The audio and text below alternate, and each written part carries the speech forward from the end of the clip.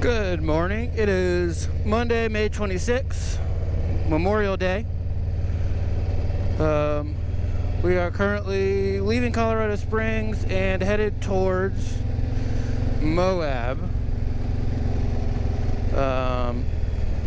It looks like we're going to have some pretty good weather today. I know it doesn't look like that right now, but as long as I did all of my weather chart reading correctly today, it looks like the roads are going to be wet for a few hours, but there's not actually any rain in sight for today, which is a good thing. And once we get about 2 to 3 hours west of where we are now, or about halfway through our trip today, looks like we're supposed to break into the mid 60s, low 70s.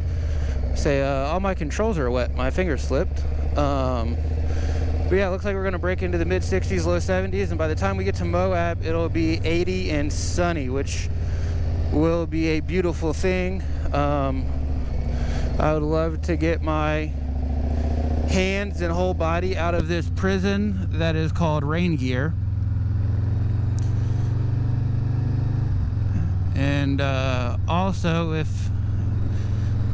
it's not raining, it makes it a lot easier to just stop anywhere on the side of the road and take some pictures real quick and keep going. It's kind of hard to do when you've got all this gear on. So yeah, our route today is going to take us down into Penrose, Colorado, at which point we're going to hop onto US 50 and end up going through Gunnison and Grand Junction. We're going to stop and see the Colorado Monument, and then obviously we're going to end up in Moab at some point today. It's a 7-hour ride, but there are a lot of historic landscape and rock structures within the last hour or two of our ride today. So depending on how much I stop, it might take us 7 hours or it might take us 10 hours. I am not sure. So I was kind of confused as to what to wear today, because it's actually a few degrees colder today than it was yesterday. It's only 48 right now. And yesterday I had on, I've got the same 3 top layers on, which is long sleeves, a hoodie, and my rain gear. But as far as my pants go, yesterday I had on a base layer, and then my pants, and then my rain gear. And I wasn't sure whether or not to put the base layer on today or not, because it's, like I said, there's going to be about a 35 degree temperature swing throughout the day, and I can stop on the side of the road and change my shirt, but I can't really strip down to my underwear to take off a base layer on the side of the road. So I opted for just jeans and then my rain suit over it. So far, not too cold. The fact that it's not actively raining is actually going to help a lot with the temperature, because, well, I won't be wet, which I know I've got a rain suit on, and the rain suit does keep me completely dry. But I think I may have touched on this yesterday, that even though you're dry in your rain gear is wet, and the rain gear being wet makes you feel colder. So my legs usually stay pretty warm, so I decided to kind of take the risk and not put on a base layer. We will see if that ends up hurting me in the end, but my legs usually stay pretty warm anyways. I say the route I'm taking today was actually recommended to me by one of the guys in the long distance riding group. I posted in there about a month and a half ago, asking, what's the best route to get from Colorado Springs to Moab. And I got a lot of great recommendations, some of which weren't really feasible in my time frame unless I wanted to make it a 2-day ordeal, which I definitely could have. And who knows, maybe when we get to Moab, I may end up deciding to spend 2 days here if it's really that nice. I say tomorrow I'm supposed to be heading down to Roswell, New Mexico, but I'm really just kind of using that as a connector to get down to the Dallas-Fort Worth area on Wednesday. But from what I've seen, New Mexico is vast, open, empty desert, which is a landscape I've never rode through before and I've never driven through before. But I wouldn't mind cutting out New Mexico if that meant if Moab ends up being really that nice. My only problem with Moab is that accommodations are not cheap. I'm staying in a motel tonight, which I typically avoid motels. Maybe it's just a stigma with where I live, but motels are usually regarded as cheap, long, extended stays for people who don't really have any other options. But this one had super good reviews. It's in the center of Moab, and it looked relatively nice, so we're taking a chance on it. But even it was, I believe, $180 for the one night for just a motel room. And motels where I'm from are at most $70 a night, and even then you can find some pretty good hotels with a full breakfast and pools for about $100 a night. So, like I said, hopefully it works out good. Like I said, all the recent reviews were really positive. It's central in Moab, so I don't know. I'm just kind of playing it by ear. My whole goal for this trip was really just, I have a goal of riding to all of the 49 U.S. states that you can actually ride to. You can't necessarily ride to Hawaii. I guess you could hop on a ferry and do it that way. But from what I've heard, that's really expensive and rather time-consuming. So I would like to ride to all 49 the U.S. states. But also, I really wanted to see Colorado and Utah. And Arizona, for that matter. And I've got to be honest, Utah's been pretty. But I don't know that it's everything that it's hyped up to be. And maybe that's partly because of how bad the weather's been the whole time I've been here, which granted hasn't been too long. But as beautiful as some of the landscapes were, it didn't really offer me anything more than the Appalachians offer me. And they're only a 4 or 5 hour ride from my house.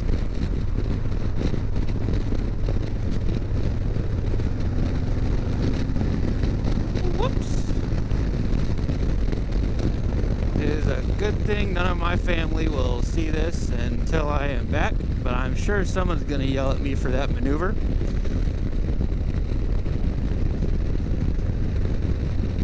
But yeah, I'm just going to keep riding.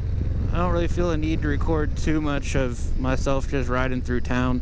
If I see something interesting, I'll flip the camera on, but otherwise, I'm just going to keep riding. It does look like the sun's already starting to try and poke out, which is a beautiful sign. And I missed my turn looking at the sky, so yeah. I'm gonna shut up and stop talking and pay attention to what I'm doing.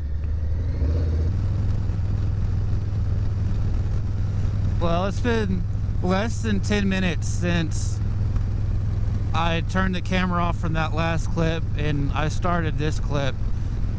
And this is kind of what I was talking about in that last clip where I said Colorado was overwhelming. Look at that up there, or underwhelming. I missed so much of this yesterday from the dense fog. Luckily, most of my trip today is still going to be in Colorado. I kind of keep forgetting about that. Look at that big bug. I kind of keep forgetting about that because I'm going to Moab today, but like 5 or 6 out of my hours of riding today are going to be within the state lines of Colorado. And I wish I would have showed up today to Colorado. I think I'd have a much different opinion of what it is, and in fact my opinion is already changing. Like I said, don't get me wrong, I saw some beautiful stuff tomorrow once I got up above the clouds, but holy crap, look at this.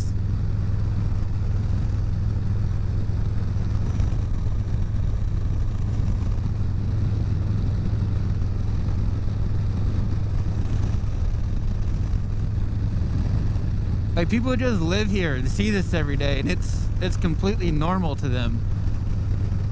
I think that's the craziest part about it to me. Like, imagine living over here and waking up and this is what you see every morning.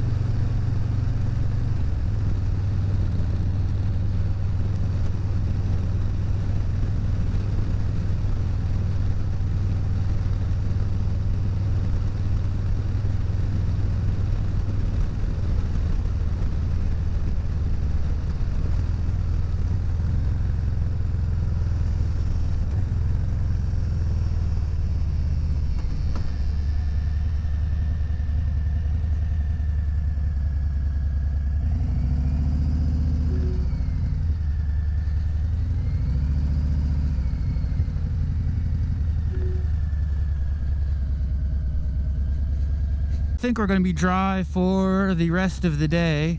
So I made the decision to pull over and swap my gloves out. And I also hardwired my battery in, or my GoPro into a portable battery pack I've got. So that way I don't have to worry about my battery running out.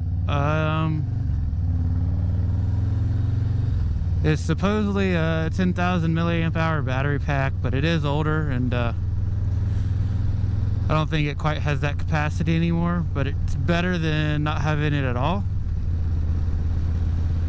So now I don't have to worry about stopping as much to change GoPro batteries. So far, today has been much more beautiful than it was yesterday. In part due to the weather and the scenery. It's just beautiful. Shout out to the guy that recommended this route from Colorado Springs to Moab to me.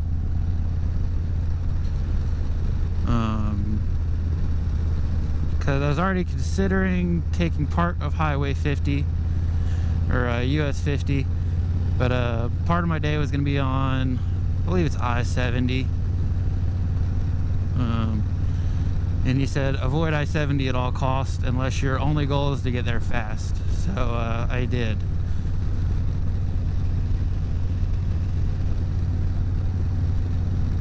I say today definitely feels more in the mountains than yesterday did.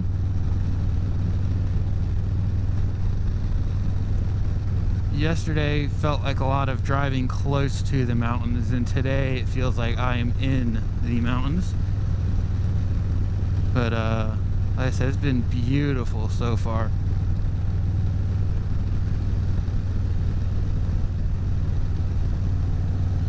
Just so much of it is completely untouched. And I will say that's another big difference between the Appalachians and the Rockies that I've noticed. Is if we were in the Appalachians, these roads and these highways would go up and over. Where here in the Rockies, for the most part, the roads seem to stay in the valleys. And I'm assuming, if I had to guess, that has to do with the fact that the Appalachians are much, much, much older mountain range. And so a lot of the rock that was on the exterior of them has been ground down over the years. And so there's more dirt. Basically the mountains are softer. It's a lot easier to clear dirt and trees than it is all these boulders just to put a road on them. And there's also much, much, much, much more federally owned land in the west than there is on the east coast.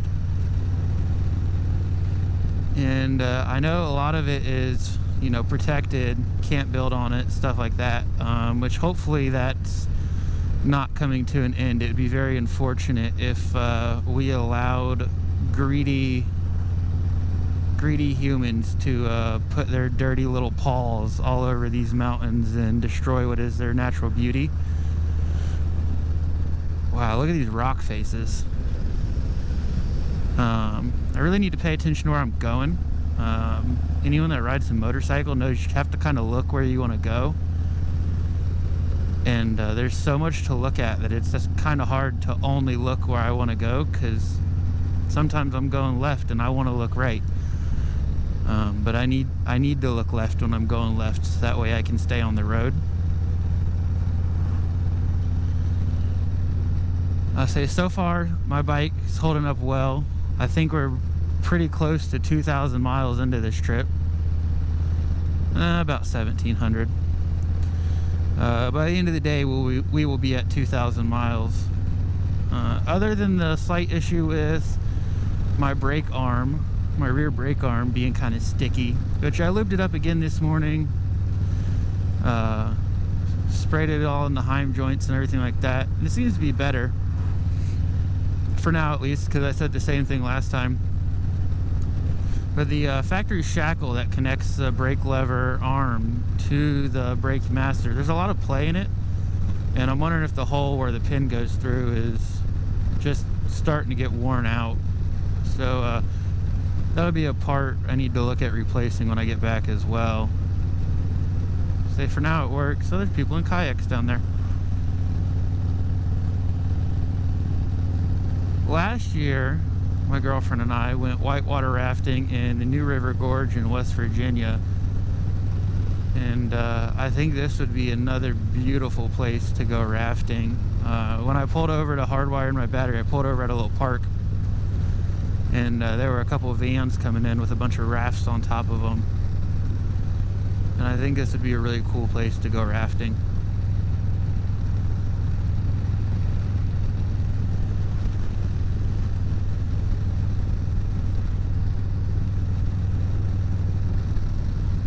I really hope the scale of all this comes across on camera. I know it's not going to. That's just the unfortunate part about camera footage. Is scale, it never really comes across the way you want it to.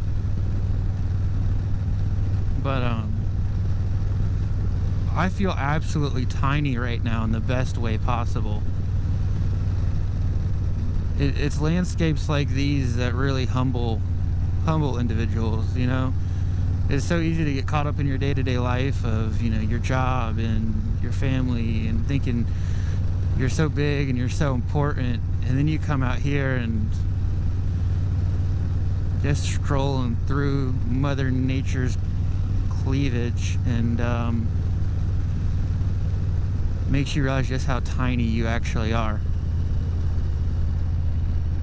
And I think that's a good thing.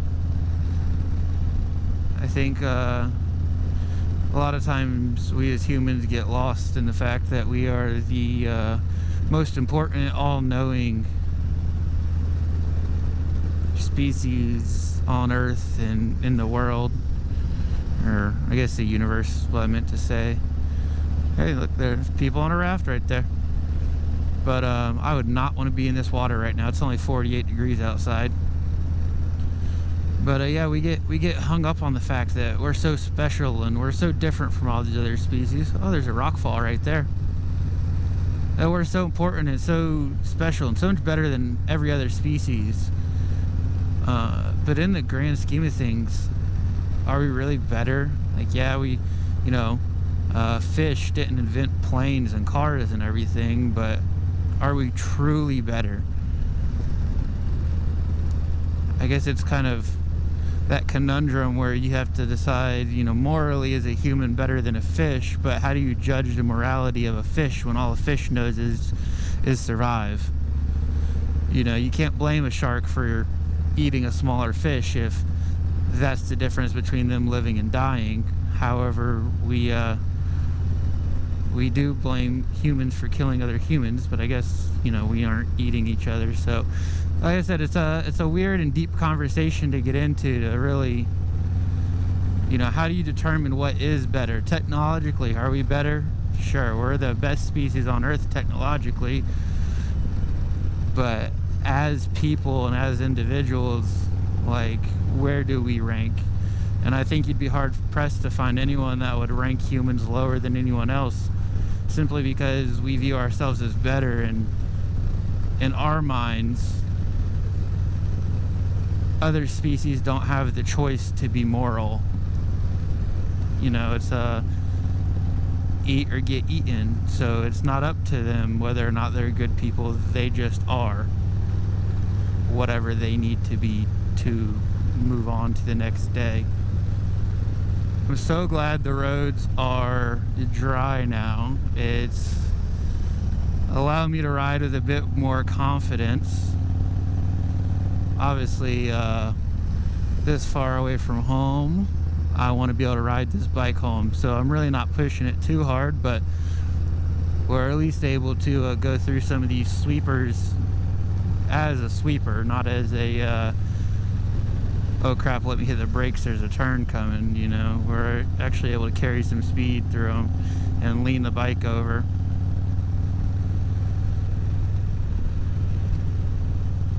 I say the sun's out, the sky's blue. It's not super warm yet, but it's only about 10 a.m. So we got all day for it to warm up. And like I said, by the time we get to Moab, it's going to be 80, and I might be complaining it's hot. But you know what? Again, that's the duality of man. I'm going to complain when it's cold. I'm going to complain when it's hot. It just is what it is. That goes back to my spiel I made yesterday about how humans only appreciate things when they're comfortable. And how everyone recognizes the beauty, but if there was no road to drive here, no one would come see it. Which makes me think a lot about, the first pioneers, Lewis and Clark. They made it all the way from the East Coast out here to the West. And on foot, small boats, just the provisions they were able to carry with them.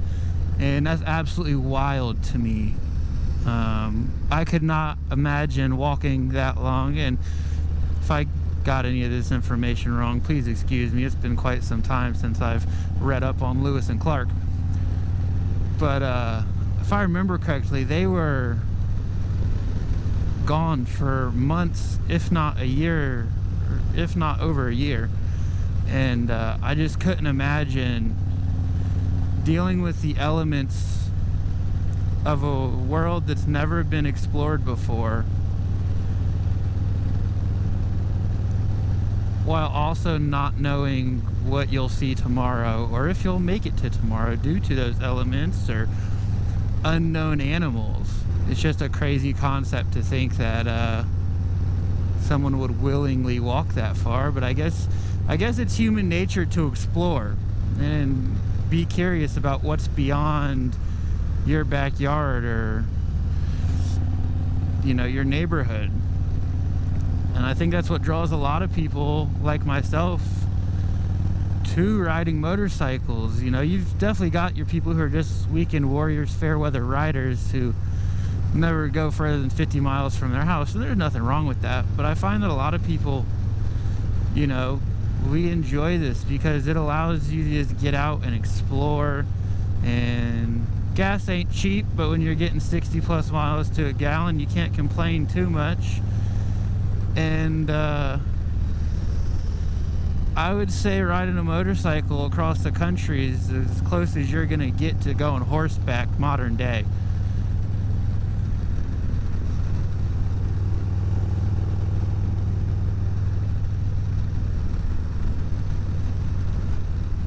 I'm so glad I switched my gloves.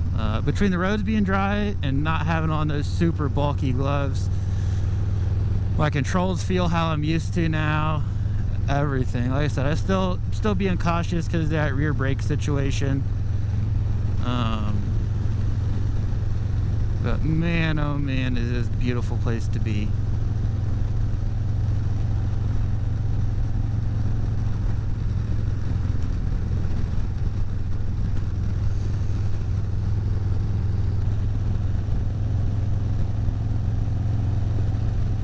More rafters on the river down there. Like I said, as much fun as that looks and as much fun as I know whitewater rafting is, I would hate to be in the water today.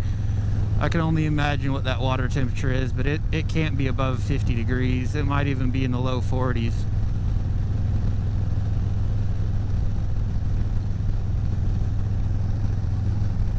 I definitely judged Colorado too early based off of what I experienced yesterday. It's beautiful.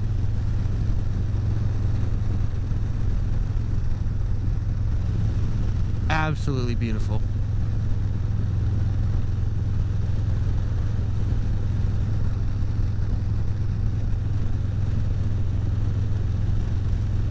And I've recorded a lot of footage leading up until now. This is day 4 on the road. Had to think for a second. And day 1 and 2, I think the footage is crap. It's all highway. It's just slamming miles on the highway. That's all it is. Day 3 is alright, but it's it was rainy and I wasn't able to stop. Couldn't really see anything interesting due to low visibility. So, it's not great. Even though I haven't looked at this footage yet, today's the first day where I feel like, yeah, I got some good footage. Like, I'm in a good state of mind, and this is footage that's like worthy of being posted somewhere. My original plan was to make each day into its own YouTube video, but we might just skip day 1 and 2, or consolidate day 1 and 2 into one video, and just leave it at that.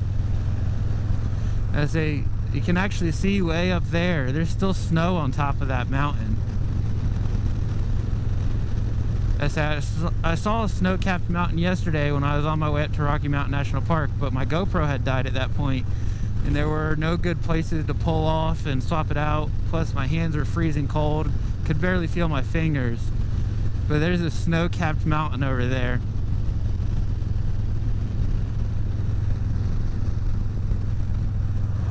It's just a wild landscape, honestly. Like,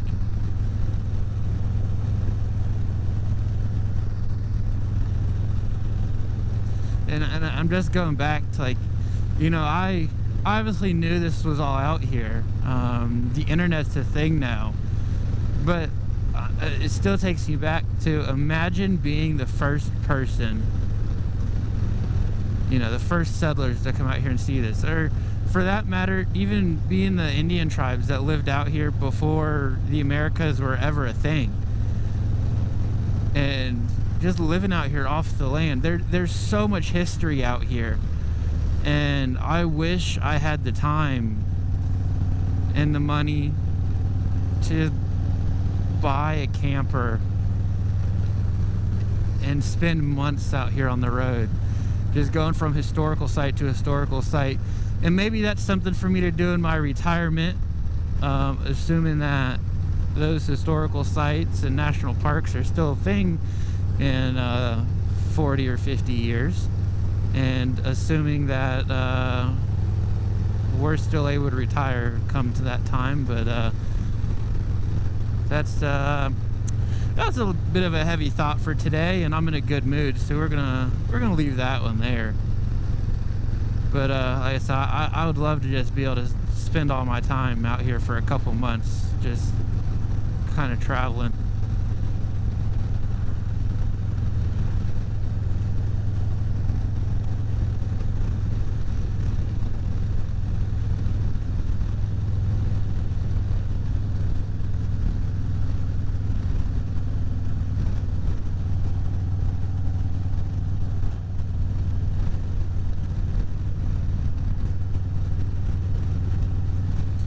And I'm so glad I brought a clear visor with me for my helmet. So last year when I went on my road trip, I didn't bring an extra visor. I just had my tinted visor the whole time, which the tinted visor I had last year wasn't nearly as dark as the one I have now for this helmet. But in my personal opinion, a tinted visor is perfectly fine for at home. When you're riding through landscapes that you know. But a tinted visor just changes the mood too much of what you're actually experiencing. To be this far away from home, seeing this much beauty, bring the clear visor. I know you don't look as cool with your non-mirrored, non-tinted visor. You kind of look like an old goober with a clear visor. But it's so worth it to not dim any of the contrast and the vibrancy of what the world is trying to show you.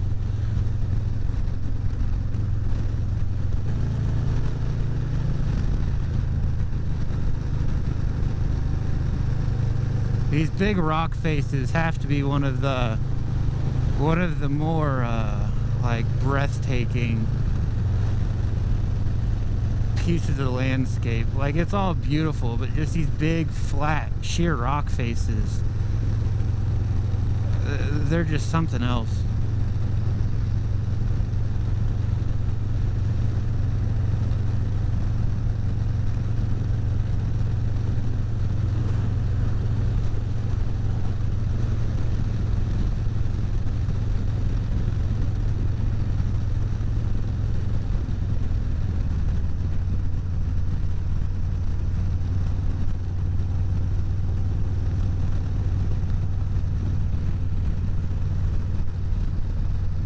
Wow.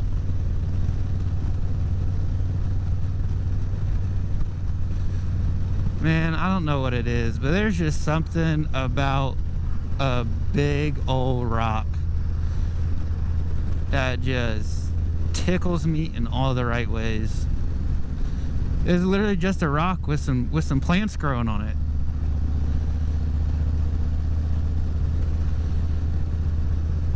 And here I am all excited and awestruck to look at it.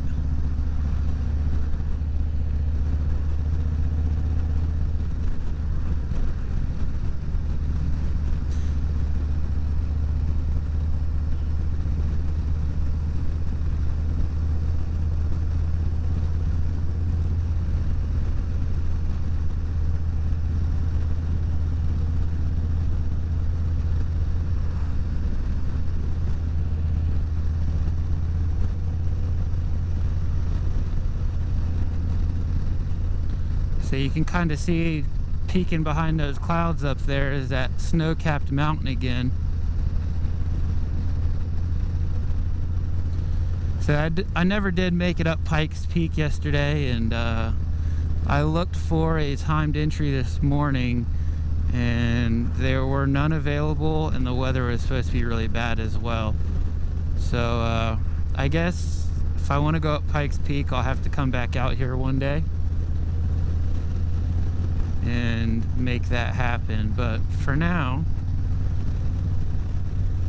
it is what it is.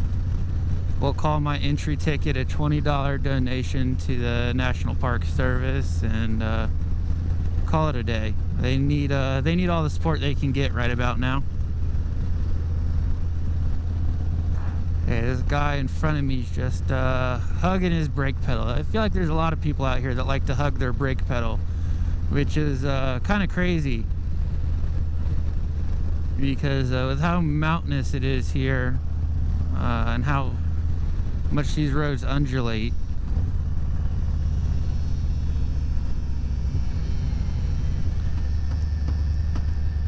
I just know they must go through brakes like crazy. I was all the way down the side of a mountain yesterday behind someone with a truck and a trailer who was on the brakes the entire time.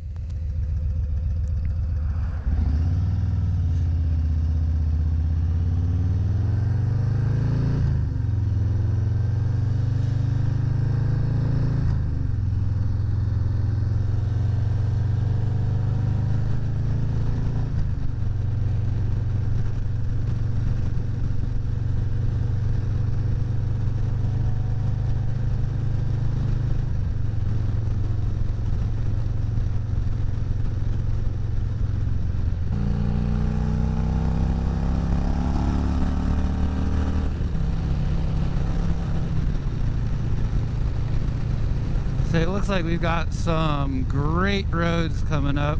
I believe this is the Arkansas River right here. And this road looks like it just follows the river as it sweeps back and forth.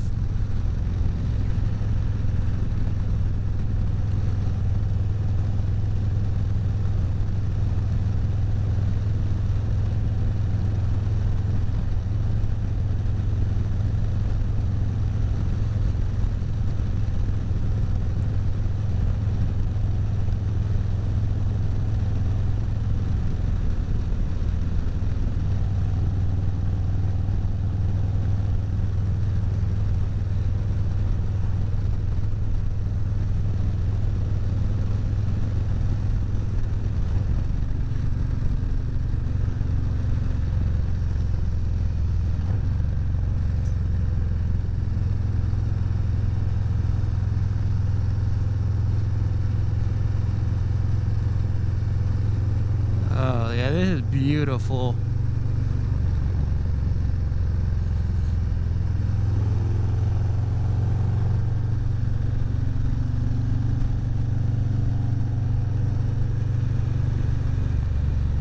Okay, these were the roads I was looking for yesterday and I was unable to find.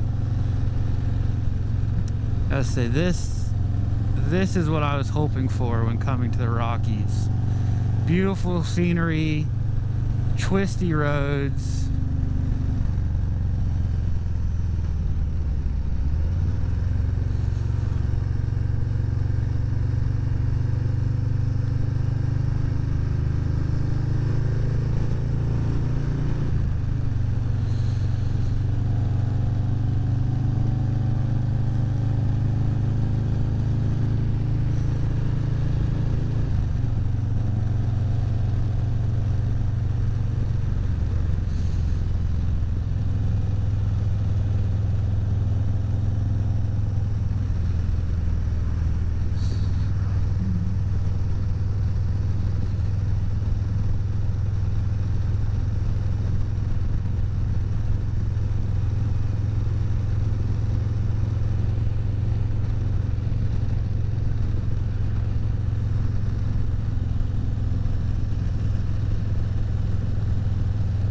Wow, look at that little A-frame house there right on the river. Oh.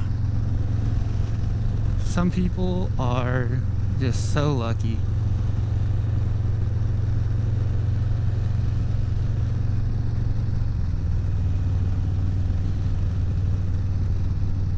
I guess some people would consider myself lucky. I say, I know, I live a pretty good life for being 25. I'll say that. Especially with the current state of the economy and everything else going on. I live a pretty good life for being 25.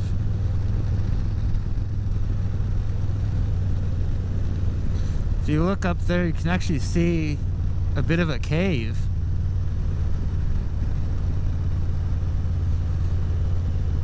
It actually might not be a cave. As it looks like there's bars, like vertical bars inside of it.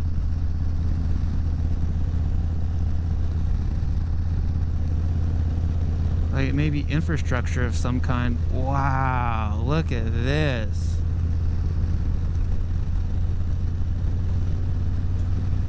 This is just something else.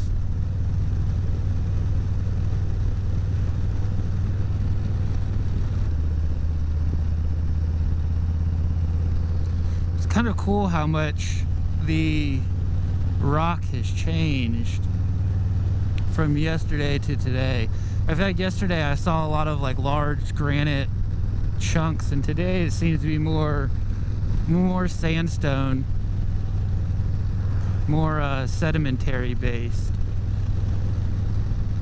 But yeah, yesterday when I was going up Rocky Mountain National Park, or going up the road to Rocky Mountain National Park, I kept passing by these giant masses sticking out on the side right by the road that were like a pink granite. But like I said, today seems to be more sedimentary rock than anything. Probably find some really cool fossils around here. I know when we get to Moab, there's a dinosaur print like area where there's supposedly footprints from dinosaurs that have been preserved over time in the landscape. So I don't know too much about it. I'm sure when we get there, if we see the sign, I'm definitely going to check it out, and then I will know more about it. Oh, wow. Wow, wow, wow. Look at all the snow up there on top of those mountains. Oh my gosh. This is what I was hoping to see yesterday, and I'm so glad that Colorado is turning out to be everything I had hoped it would be.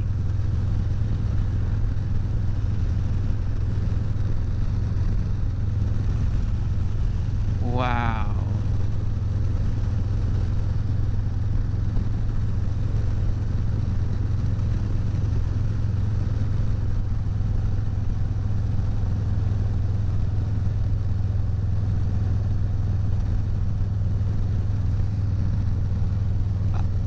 I think part of my harsh judgment on Colorado that I was giving it yesterday and this morning had to do with the fact that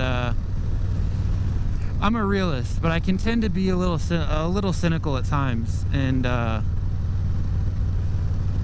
yesterday and the day prior were rough days, to say the least. Kind of interesting that just out of nowhere they've started building this up. But back to what I was saying, ADD getting all over the place. I can tend to be a little cynical at time, and yesterday and Saturday, at least Saturday afternoon, were really rough. They were really hard on my body, and I was like, man, you know, why am I putting myself through this and go up to Rocky Mountain National Park and it's nothing special, and the main thing I wanted to do in Colorado is ride up Pikes Peak, and can't do that, and like why am I out here, you know? Why am I wasting my time and my money to be out here when I could be somewhere enjoying life more? And that was kind of the thought I had when I woke up this morning. Was like, I can't wait to get to Moab because Colorado was a miss for me. It just wasn't what I was hoping it would be. And I'm so glad that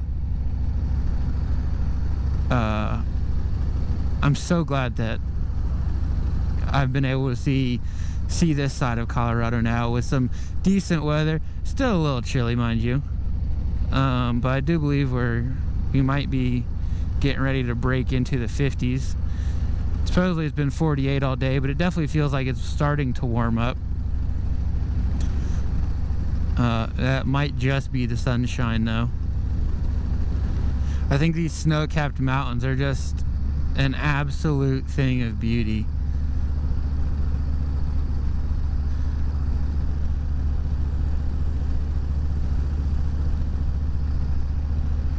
I don't know why, but every time I see this, like a snow-capped mountain like this, for some reason my mind immediately goes to the Grinch, the Jim Carrey Grinch to be specific. Really the only Grinch worth rewatching, and I will die on that hill.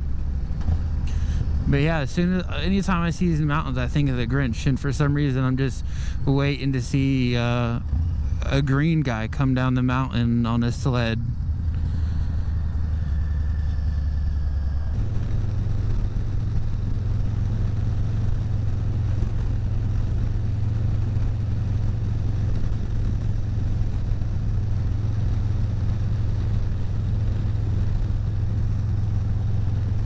I'd love to know what elevation we're at right now.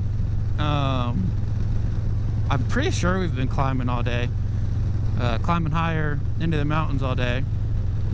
But really my only indication, and the only reason I think that, is because A, it definitely feels like my bike's making a little less power, and B, those snow-capped mountains are starting to look shorter and shorter. But like I said, I have no actual idea what elevation we're at or how much we've climbed.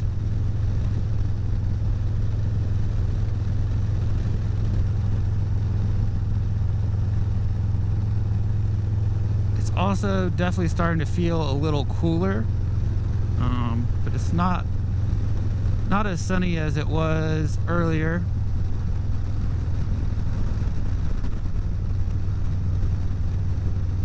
So, I don't know. I say it still says it's 48. How much that's actually updating, I don't know.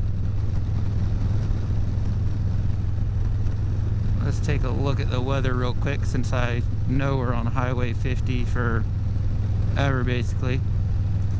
Yeah, it's actually 57 right now. It does not feel like 57, I will tell you that much. It says it feels like 56, but I have my doubts.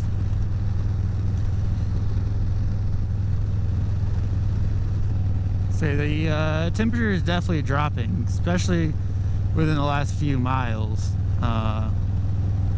Definitely dropping. So we must be getting higher, because like I said, that mountain's starting to look real small. I guess not really small, but a whole lot smaller than it looked earlier.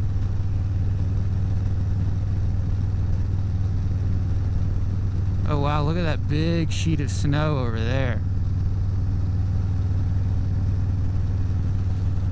San Isabel National Forest.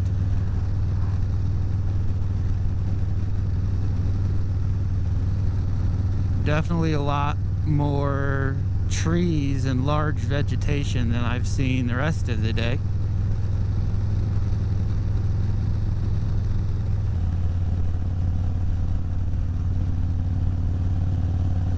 See, we are definitely climbing now. If I was unsure about it, I am not now. The road has definitely steepened, and we're only a few hundred feet under the snow caps now.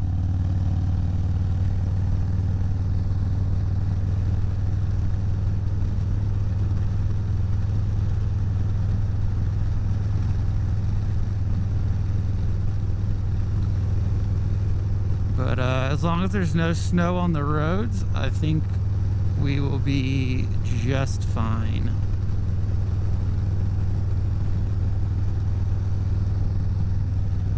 Look how like gravelly and crumbly it became all of a sudden up here.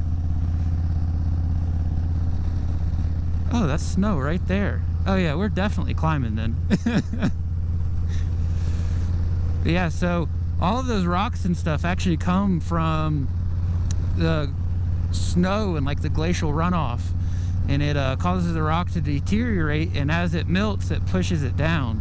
I say that looks like an old mine house of some sort, and actually there's still equipment down there. Interesting. But yeah, we're definitely climbing if we're up with the snow now.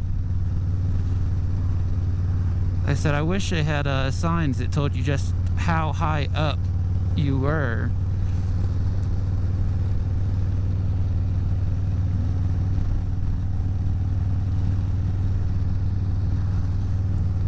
I say it's definitely pretty up here though.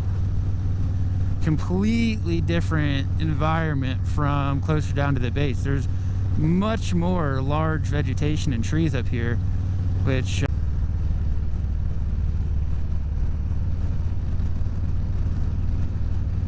oh no, my battery died.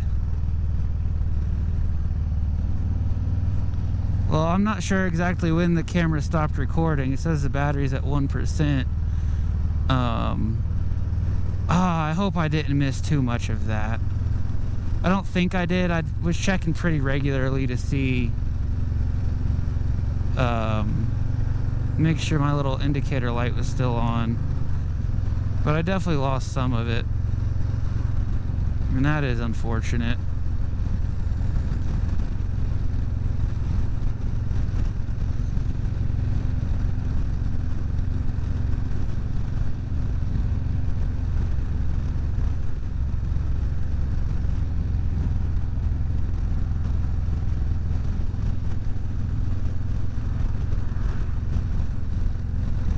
Man, that's a bummer.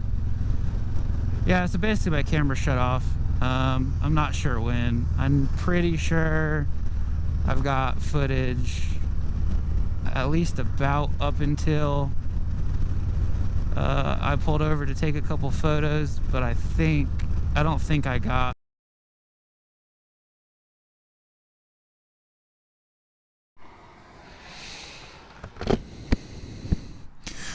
All right, well, I'm a bit sick to my stomach right now. Basically my GoPro shut off about 30 minutes ago, and I missed recording cresting the Rockies through Gunnison, and yeah, so that's a little upsetting. Kind of my only hope is that somehow, some way, it got uploaded to a cloud. When I just stopped, I swapped the battery out, and GoPro said it was searching for network, so hopefully it's there somewhere. If not, I guess it is what it is. I guess this is kind of a lesson in slowing down and enjoying the ride. And yeah, because when I stopped to take some pictures, and I don't know if that's recorded or not either, I've been checking my mirror to make sure my recording light been flashing. Pretty sure it was before I stopped to take pictures, but had I taken just a little bit more time there to check on things, I would have been able to replace the battery there, and I still would have had footage. Would have been able to record myself cresting the mountain. But it is what it is. I thought having it plugged into a battery bank, I wouldn't have to worry about my battery dying. But again, like I said, I don't know if it's because my battery bank is old, but when I just pulled over and swapped the GoPro battery, my battery bank was still at like 98%. So I'm not quite sure what's going on there. So I said, yeah, right now it says it's not charging, so maybe it only charges when it's not recording. I don't know how all that works, but I'm definitely going to keep a better eye on it. And yeah, so I'm on my third battery out of 4, so hopefully we can make it through the day. Worst case scenario, might find somewhere to grab some lunch where I can plug in and at least charge, sit down for an hour or so and charge the batteries. But we'll see what happens with that. So, but yeah, I guess since my battery bank isn't actually charging my battery, I'm going to turn the camera off and conserve some of it, because like I said, I would like to have some battery left for when we are getting to Moab. So yeah, I'm gonna keep riding and talk to you guys again later.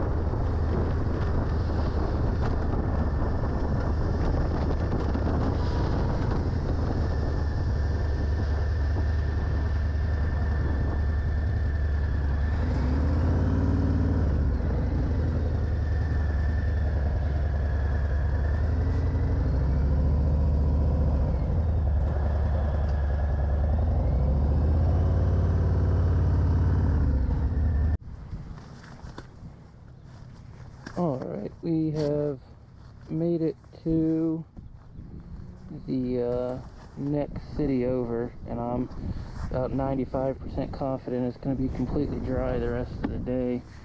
So I'm going to strip some of this rain gear off and enjoy a more free riding experience. Like I say, it hasn't been too warm up until now, even though it's been dry, and it was actually really helpful earlier today going through the Rockies. But now it's starting to get a little warm. Like I say, because I also have on a hoodie and long sleeves underneath of my rain jacket.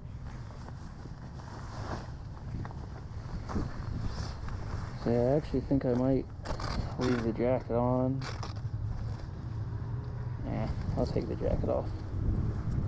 No point in only taking half of it off. At that point, if we get wet, we're just gonna be wet.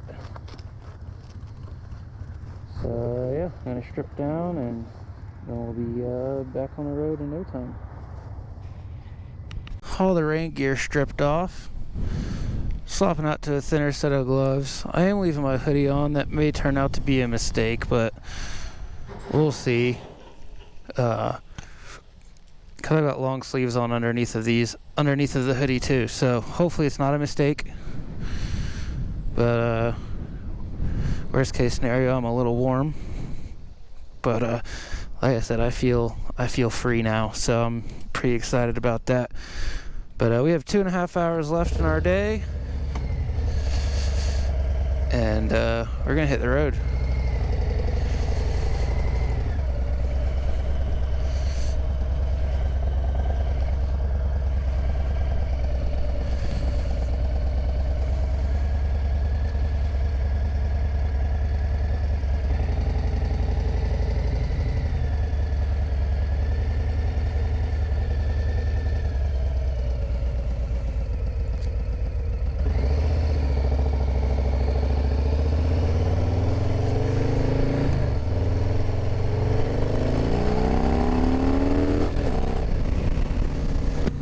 Oh yeah, this is how I like to feel on a bike. Free. I can feel the breeze through my pants again. Feels nice. Feels nice. Swapped out the GoPro battery. So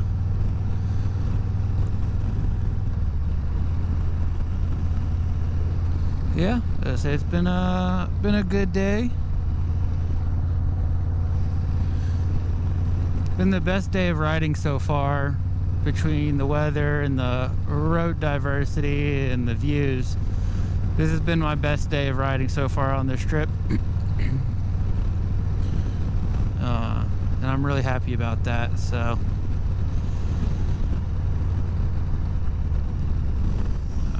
shoot, missed the turn. That's alright though. Sometimes I just get in my own little world and I'm just riding. Alright, off to Delta we go.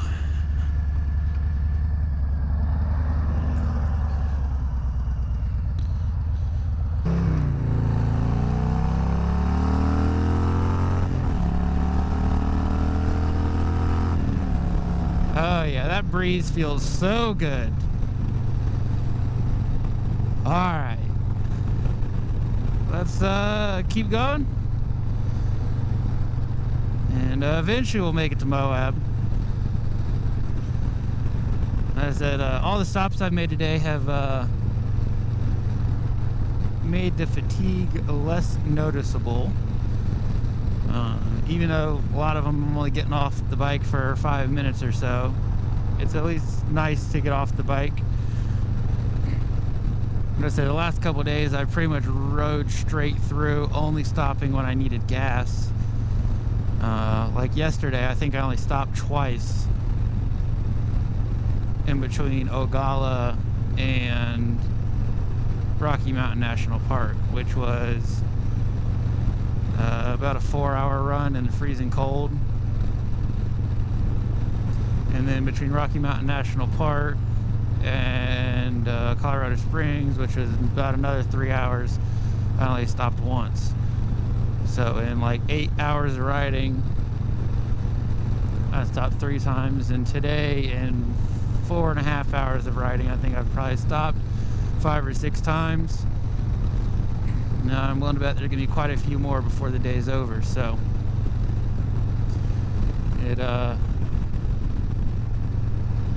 glad the weather's nice. So it was putting a bit of a damper on the whole vibe. But it's currently 77 with no rain in sight. And I'd go as far as to say it is perfect riding weather right now. So I'm gonna keep riding, and I will check back in at some point in the future.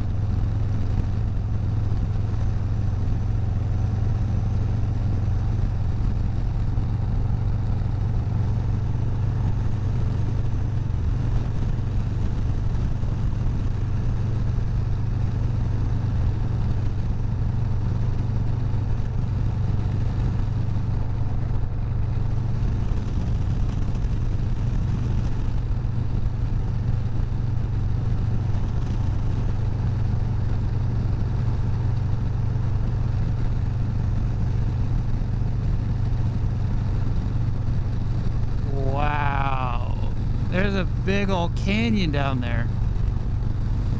I'm not sure which one it is. It's not called out on my map. But that's a big canyon, and everything's starting to look a bit sandier and a bit flatter. Kind of seems like we're on a big plateau right now. Well, you guys can see it, but there's little dust devils forming all along the side of the road in this kind of sandy tundra-like area.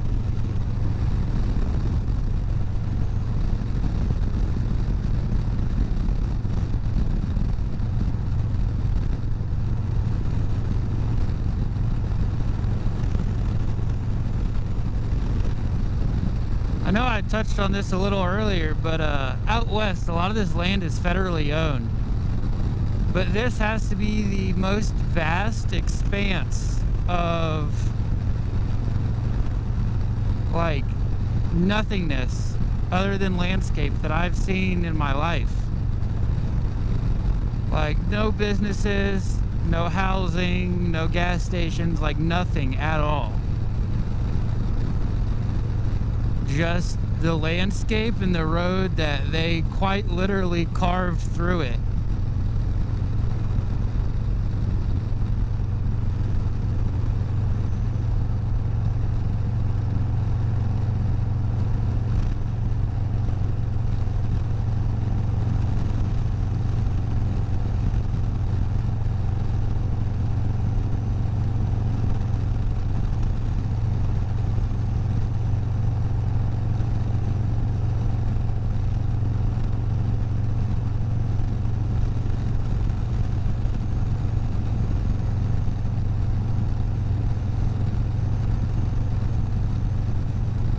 Wow. Like I said, it's just open. It's nothing. The only thing I can see out in the distance besides the landscape is some towers holding up electrical lines. Other than that, there's nothing.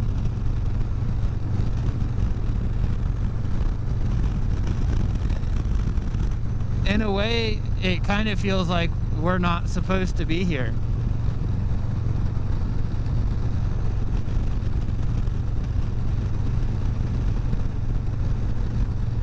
Like we went from Olathe, Colorado to Delta, and I passed a building that said entrance to the canyons. So I was like, oh, like sweet. But literally 10-15 minutes later, it's canyons. Like, the way the landscape changed so quickly from super tall mountains to plateaus and canyons is kind of mind-boggling.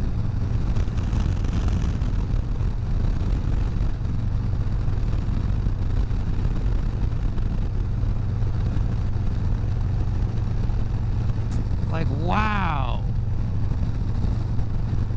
Wow. I also have a feeling over the next couple of days I will be testing my dirt riding capabilities as we spend some time in Moab and then make our way down through New Mexico and then oil country in Texas. I've just got a feeling I'm gonna test my dirt capabilities. There were a lot of dirt roads in Nebraska and Iowa as well,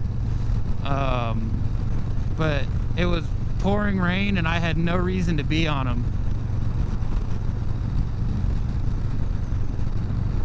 So I didn't get on them, and they were, like I said, pouring rain, so they're probably more than likely mud, not dirt.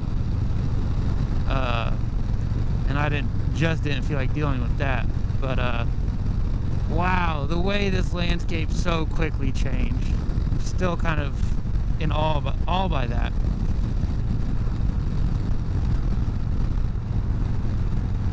As I say, I missed a turnoff for a point of entry back there to drive back there and go look at that canyon. But I'm sure there will be plenty of points of interest to turn off and look at as we are coming into Moab. In fact, I know there will be, so I'm not too bummed that I missed one.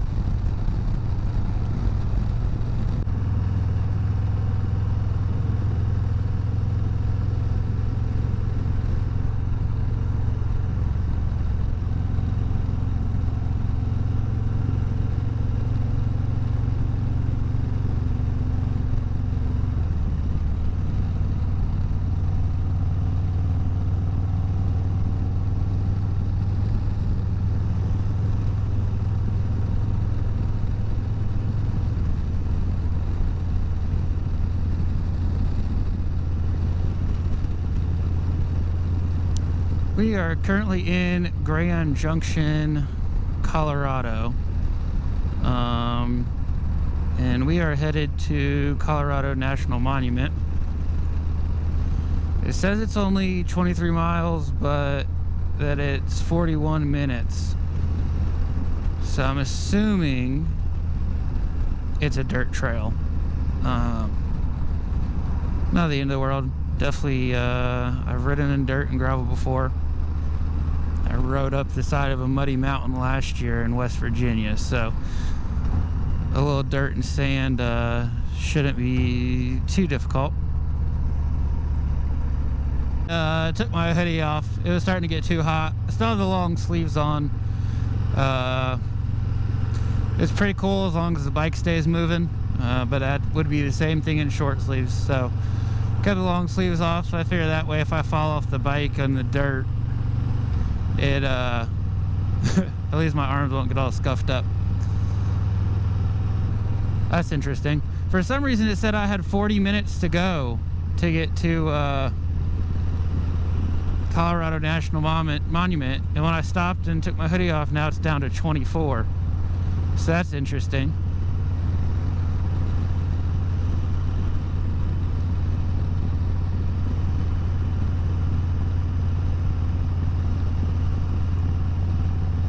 Wow, I wonder if those are houses up there or more like hotels or like Airbnbs. Ah, it's a golf club. Interesting.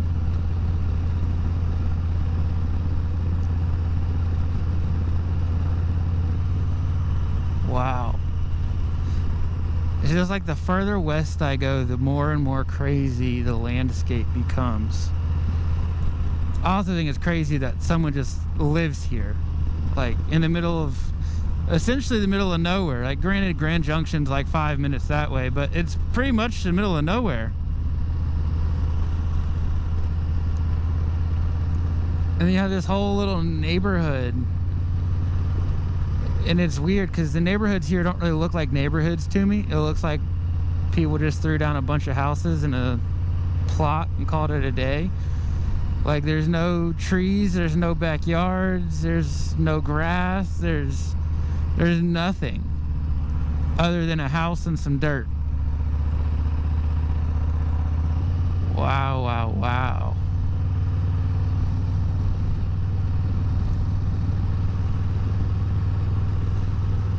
There's also a lot of like the traditional kind of like, I want to say stucco, but I don't think this is stucco. Stucco is more like what they use in, well, stucco's like that red stuff. I don't know what this is though. It might still be stucco, where it's just kind of square, no real roof. So I have to look up and see what that's called.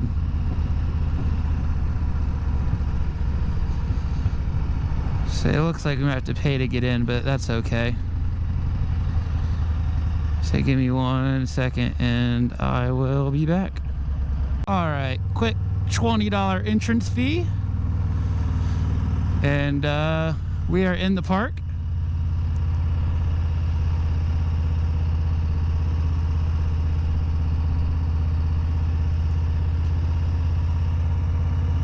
Wow. No way.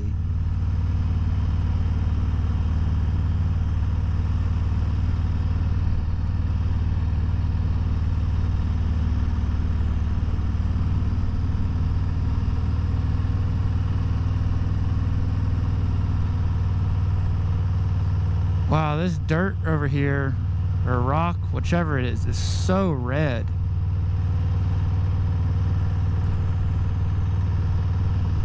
Bighorn sheep crossing. It would be cool to see some wildlife out here that we don't have back home. So far I haven't seen anything interesting. I've seen some deer, some hummingbirds, but nothing crazy, that's for sure.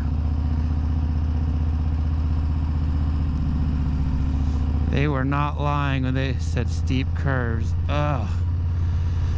And so I know some people know this, but I feel like a lot of people don't. The red coloration on the rocks actually comes from a high iron composition, and the kind of black that you see on it is basically rust. That's basically the iron in within the rock has oxidized over the years, and gets that darker color, and then obviously it erodes away in the rain and whatnot, and then it rusts again. That's why you see kind of like that dark black area, and then right below it there's that kind of rusty powdery looking stuff. That is the rust that's eroded off the side of those rocks.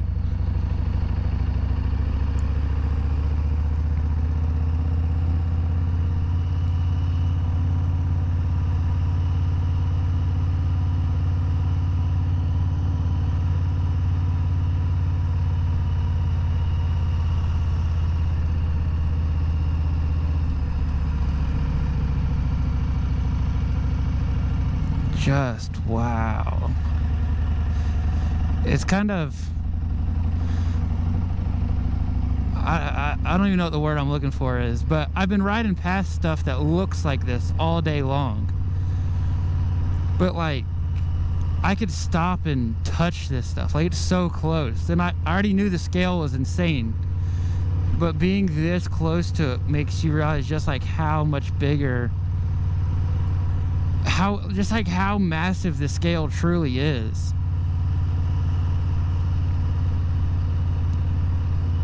Like I genuinely, it's kind of a cliche, oh, it feels like I'm on a different planet, but it genuinely feels like I'm on a different planet.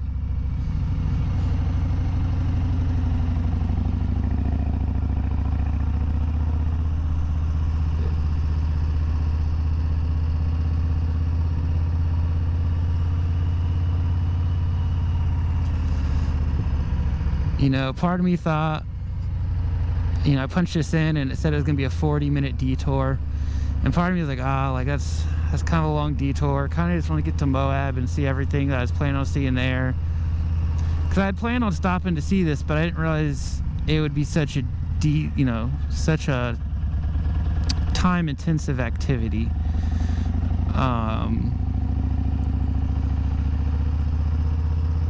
Because I looked at it on the map and it's kind of just right off the highway, and I was like, oh, it shouldn't take too long, you know, pull over, take a look, whatever, this, that, the other.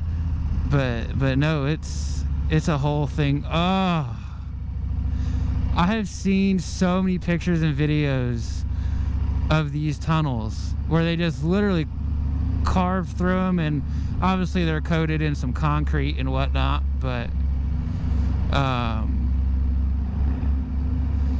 wow, the reverb coming off my exhaust right now is kind of crazy. But oh my gosh, probably gonna turn my lights on for the next tunnel. I know it said, you know, tunnel, use lights, and I've got my high beam and stuff on. I got my high beam on at all times, and I thought that would be enough, but clearly it was not. And I know I'm not doing my best riding right now. Please do not. Oh my gosh. Please do not judge my riding. I got a lot to focus on right now. I have a feeling the view going out of the park is going to be even better than the view coming in. Just the little glimpse I got over that ledge.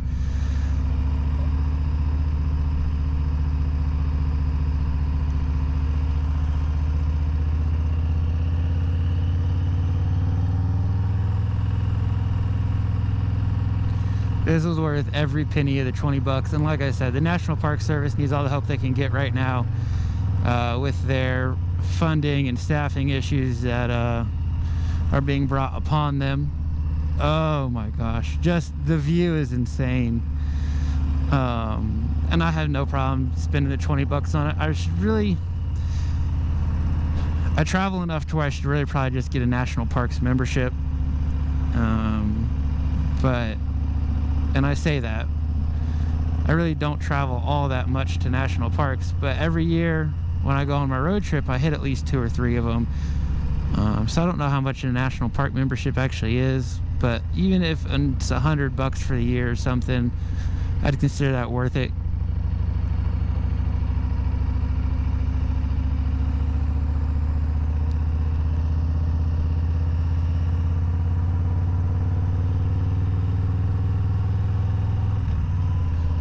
I'm just really hoping that this battery doesn't die before we make it to the top. Cold Shivers Point.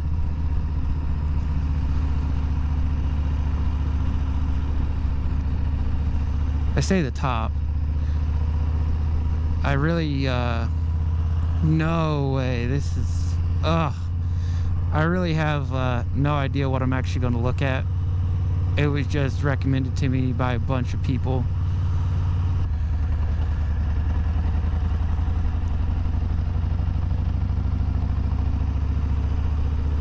Just, I am genuinely just awestruck by what I'm seeing. Just look at that. Oh, watch the road. Let me pay attention. Trying to enjoy the views and almost ride off a cliff. That would not be a fun way to go, I'll say that much. I say everyone I work with and all my family is worried about me coming out here, and they always talk about, oh, other drivers. You know, they must not know me very well. I get distracted so easily, and there is so much to look at.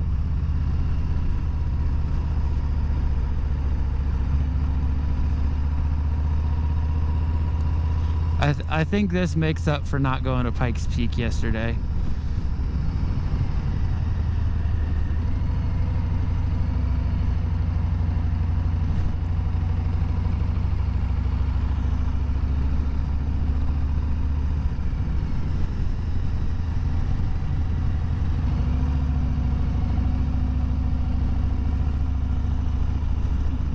Just wow.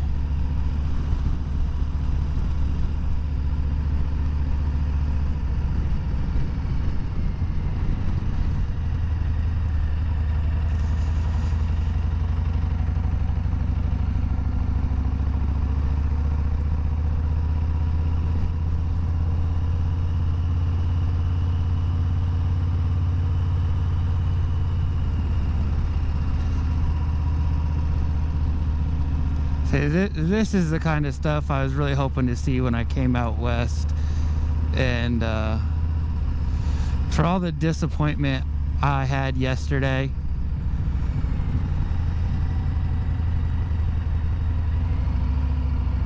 I'm forever grateful. You know, the beauty's in the pain. The beauty is in the pain. Yet the last few days have been so painful making my way out here, but I'm sure this still would have been beautiful without that pain, but it's the pain's making it 10 times better. You know, there was legitimately a point in time when I was thinking, you know what, Key, just turn around, go home, just go home. And I'm so glad I didn't turn around and go home.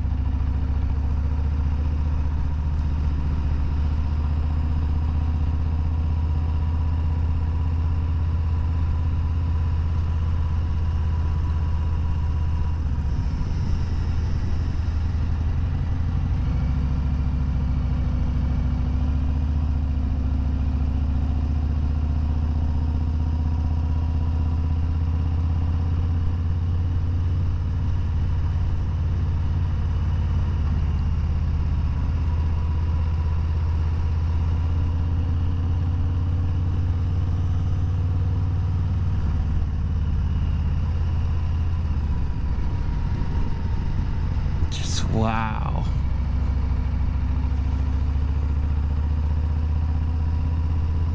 I gotta stop myself from trying to look down in the canyons. I need to keep my eyes on the road and where I'm going.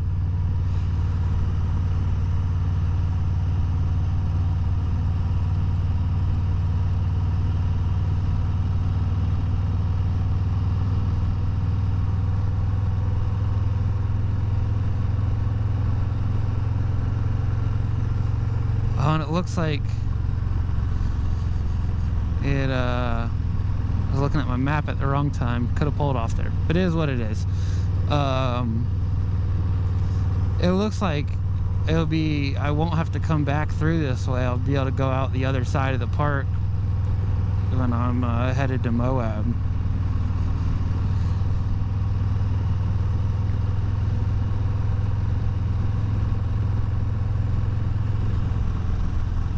Wow.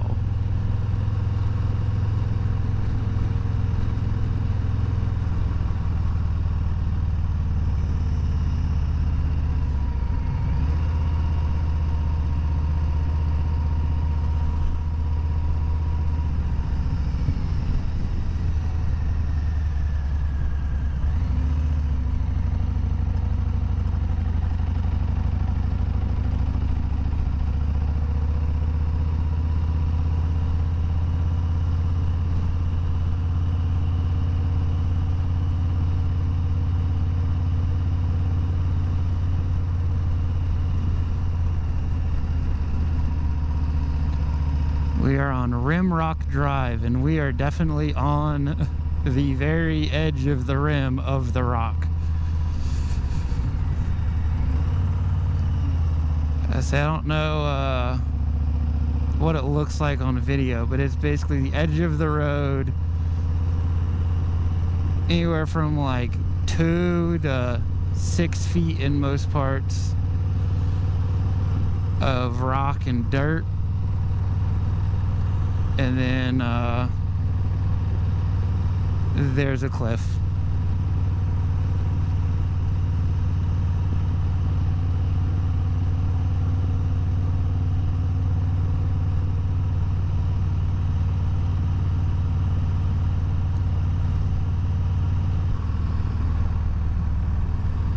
I'm just in awe. I couldn't be more happy right now. Like I said, after everything I've been through to make it to this point in the trip, I couldn't be happier. The weather's looking up for the next few days. We may make a change of plans, I don't know. I've been kind of debating it all day because tomorrow I'm supposed to go to Gooseneck Canyon and Monument Valley and then to Roswell, New Mexico. And it's about a 10-hour day. And yeah, it's about a 10-hour day, and there's not, Roswell's interesting to me because of all the alien stuff, but other than that, like, there's nothing all that interesting. There's nothing that's like really like drawing me there, like I have to go see it. So oh my gosh, we're here. So I'm kind of debating if I just want to go down to Arizona and stay there for a day and just not go to Roswell, New Mexico, and just figure out a different plan. I don't know. But for now, I'm going to get off the bike and take a good look at my surroundings.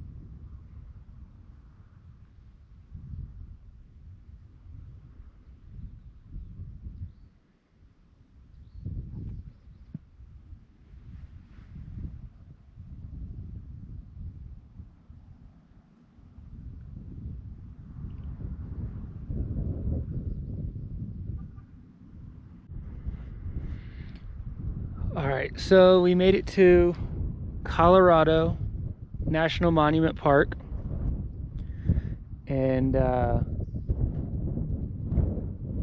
my mind is still blown. This just validates to me that I need to go to the Grand Canyon. A rock that is slowly falling down was at one point attached to that cliff face, and it's slowly kind of fallen from there this way. So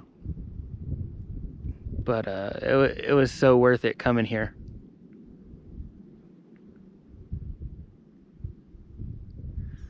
But I've been here for about 45 minutes now, and I think we're gonna get back on the bike and start heading to Moab. On the road, we are still in National Monument Park. So we still got 2 hours and 18 minutes to go until we are in Moab.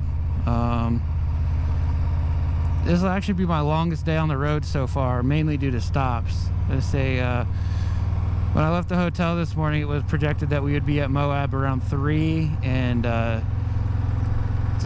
it's saying about 5:30, which I think is completely worth it, if I'm honest.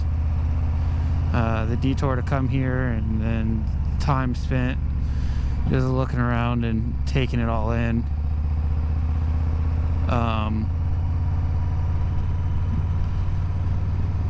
But yeah, it's gonna be a late night, kind of a late night. So typically on my road trips, I usually try and be like at the hotel by about no later than 4. Because then that gives me time to, you know, unload all my stuff, go find dinner, a couple hours to wind down, whatever. But the more and more I think about it, the more and more I'm debating not going to Roswell, New Mexico tomorrow. I've got to look at a map when I get to the hotel. But I'm kind of debating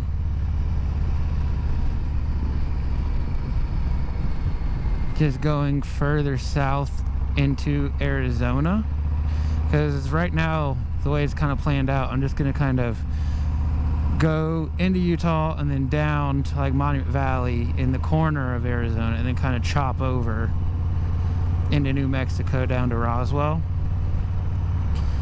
And I'm wondering if I'd be happier and more satisfied with the ride if I go further down south into Arizona and kind of stay somewhere in the southeast part of Arizona tomorrow night, and then go straight from there to the Dallas-Fort Worth area.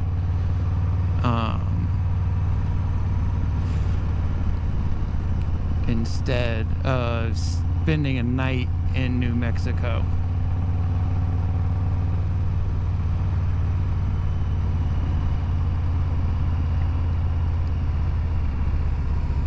So like I said, I have to look at a map and see how that affects drive times and ride times and everything like that. But that's kind of what I've got in mind for right now.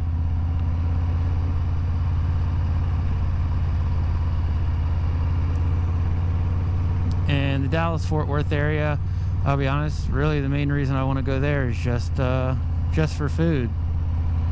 To be completely 100% honest, I want some good food.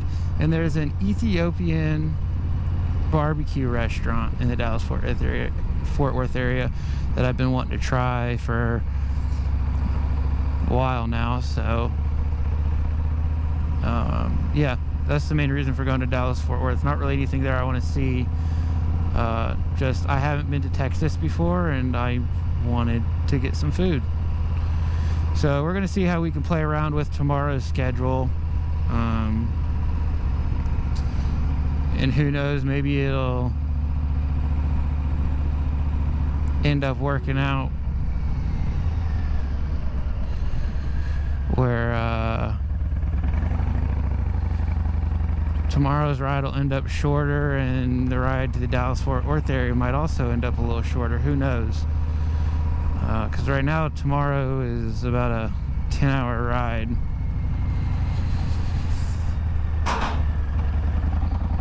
It's about a 10-hour ride with no stops to a place that I'm not like dying to go. So might be, it's worth looking at a map to me. It's basically what I'm getting at. At this point, I'm just kind of rambling on and on about the same thing. But yeah, we are on the road. We're gonna get to Moab, and I will check in if I see something interesting.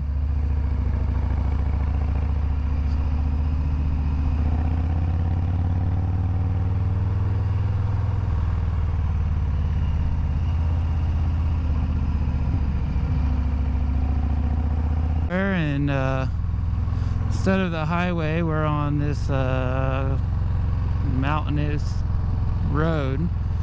Not necessarily complaining, but the view is fantastic. Don't know if I got the camera turned on in time or not, but beautiful view of this canyon over here.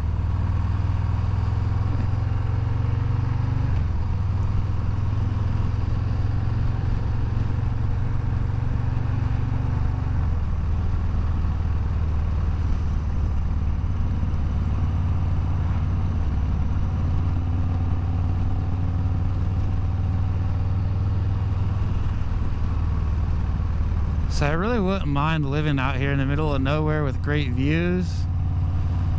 But I know how long it took me to get here from the main town, which would be Grand Junction. And man, I don't know if I could live 30-40 minutes away from something that's only 5 miles away. Like, it's more than 5 miles. It's like probably 10 or 15 miles from Grand Junction at this point. But because the roads are so twisty, that 10 or 15 miles is like an hour-long drive. And there's gravel all over these roads. So I'm kind of taking it easy in the corners. But other than the gravel, this is a beautiful road. And I know I'm leaning over the double yellow, but it is what it is. Leaving private land. Huh. Interesting.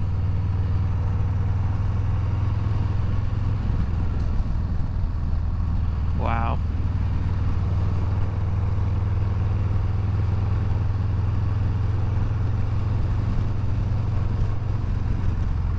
I will say, if I lived here and I owned a bike, I could definitely get into some trouble on these back roads.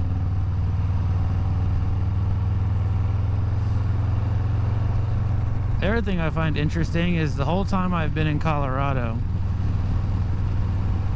I've only seen like 2 police officers and 1 U.S. Park Ranger.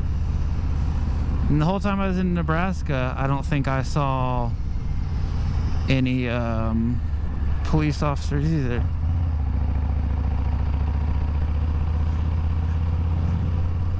So, yeah. Obviously, I know they have police officers here. I just haven't seen any.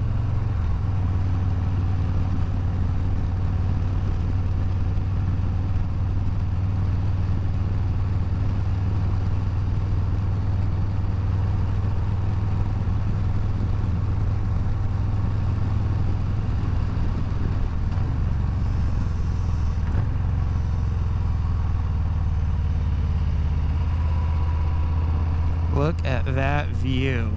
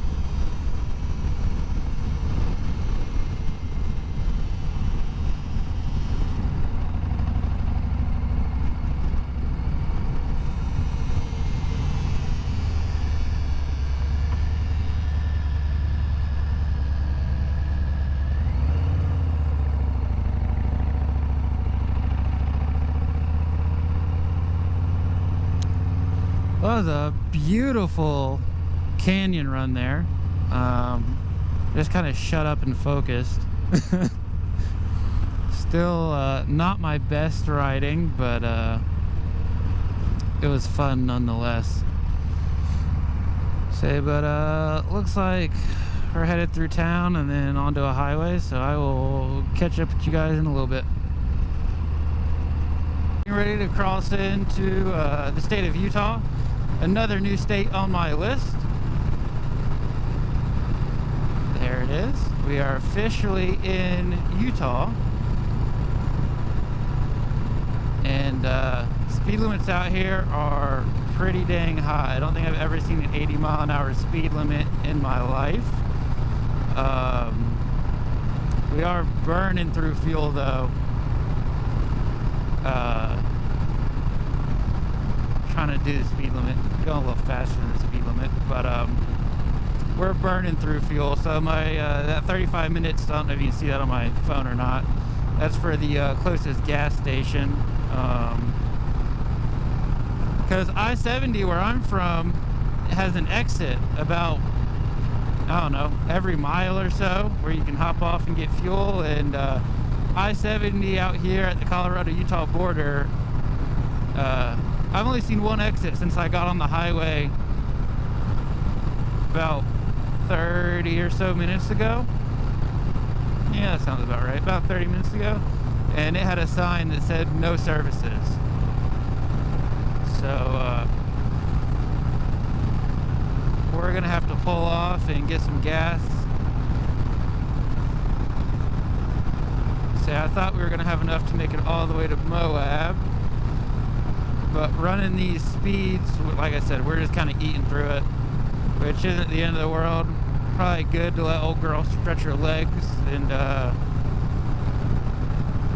get nice and hot. I've been kind of lugging her around the last couple of days, and it'd be nice to burn any buildup off the pistons that has accumulated because of that. I say she's used to it. I say she gets rode pretty hard back home, so this is nothing she is not used to.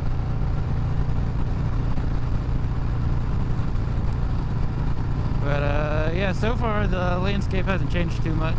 Still that kind of rocky sandiness that we were seeing in the western half of Colorado. So yeah, I will check back in probably when we're getting gas. You know, there before I hop off, there's a lot of Cybertrucks out here on the western half of the U.S. I think I've seen 3 or 4 today alone, and I might see like 1, maybe 2 a month back home.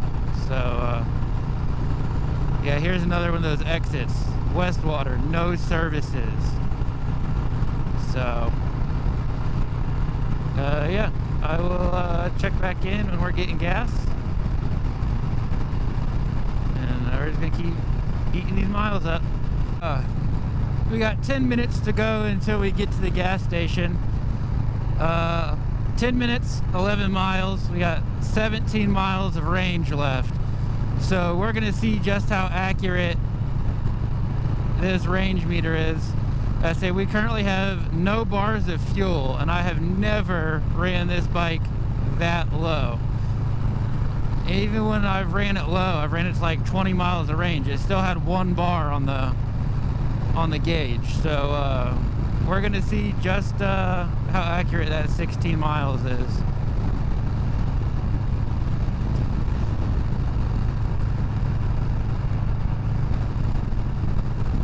Like I said, we were really chewing through fuel doing the speed limit. I don't know if anyone really thinks about what they're doing when they set these 80-mile-an-hour speed limits, because in theory, with an 80-mile-an-hour speed limit, 100 miles an hour isn't a federal crime. It's just reckless operation at 20 miles an hour over.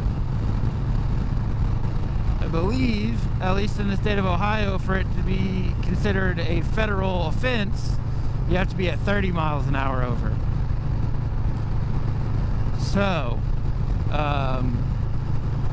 but yeah, we were really eating through fuel for, I don't know, probably about 30 minutes straight.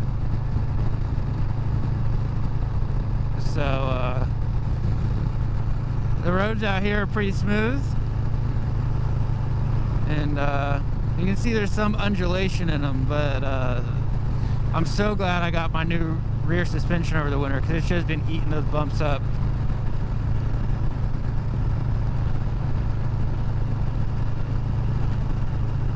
Say every exit I have passed since I got on the highway in Grand Junction has said no services.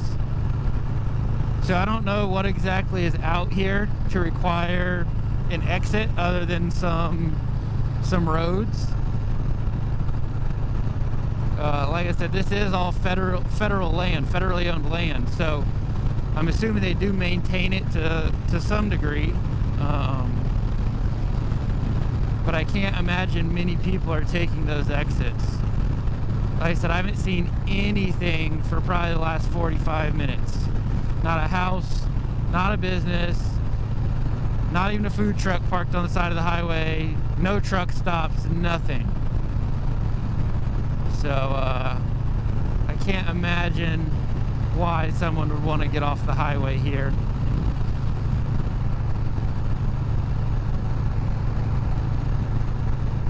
So we've got 5.5 miles left and 11 miles of range. So I'm really hoping we make it. I would hate to have to pull the fuel off the back of my bike just to make it 1 mile down the road to a gas station. But if that's the case, then so be it, I guess.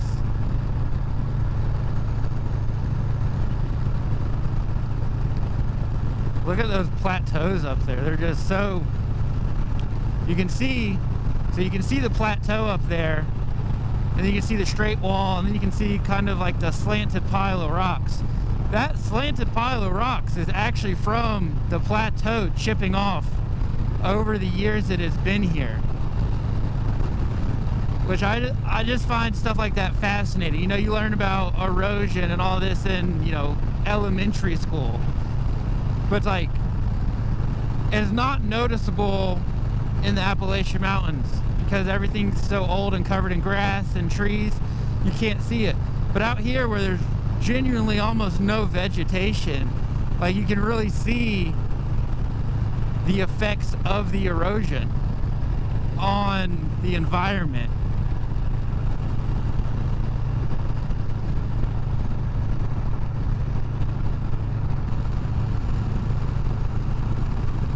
Oh wow, when I saw these a little further back, I thought these were big piles of sand back there, but they're actually solid rock. That's crazy. It kind of reminds me of like elephant skin, the way it looks. It's kind of wild just how quickly the landscape changes around here. I mean, for the longest time it was just that barren kind of flat, and then out of nowhere we got these massive plateaus.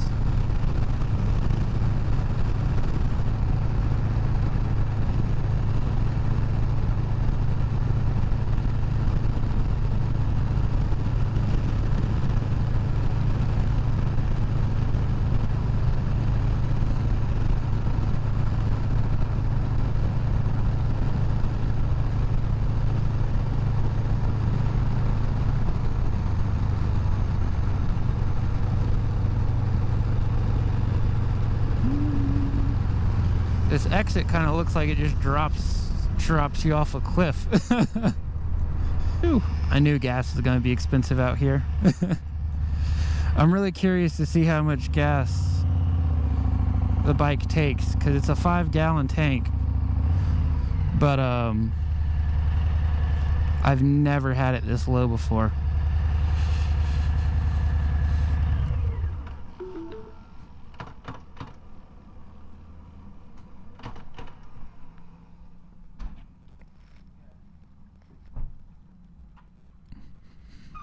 We have 36 minutes to go, and we'll be in Moab. I won't lie, I am pretty excited to be off of this thing for today. It's been a very long day on the bike and in the saddle, and running 80 plus to do the speed limit definitely takes its toll on your body. So, but I firmly believe that doing less than the speed limit is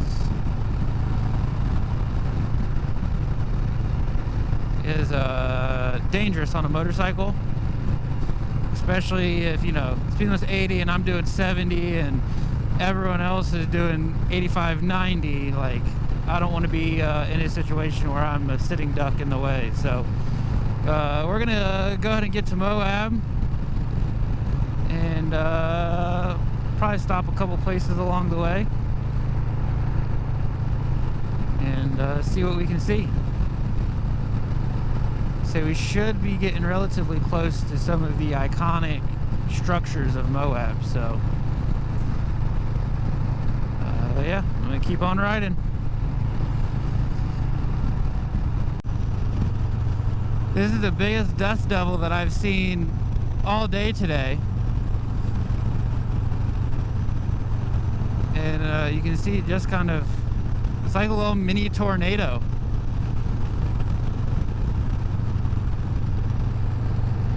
That mountain over there, that snow-capped mountain, I'm 90% sure that's actually Colorado. Which means there's a good chance that we rode on that mountain today.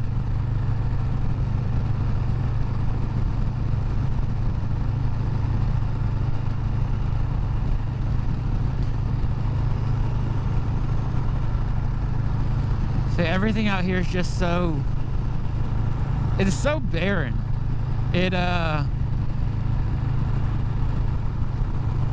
You can tell it'd be hard for anything to survive out here for too long that wasn't specialized to live out here. It makes sense why, you know, this is kind of the last frontier for the lower 48. Because there's nothing out here. There's no building materials. There's no water.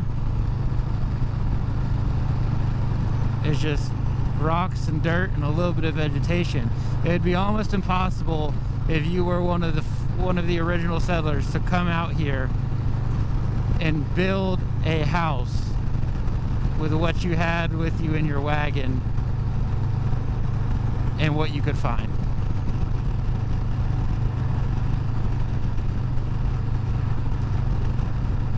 I would love to come out here one day and rent a Jeep and go on some of the off-road trails.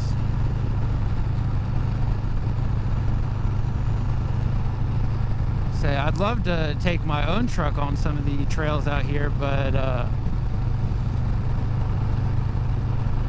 I feel like driving it all the way out here and needing it to be reliable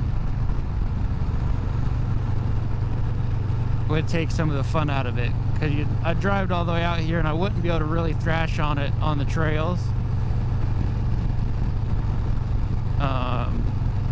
because again I'd have to drive it home.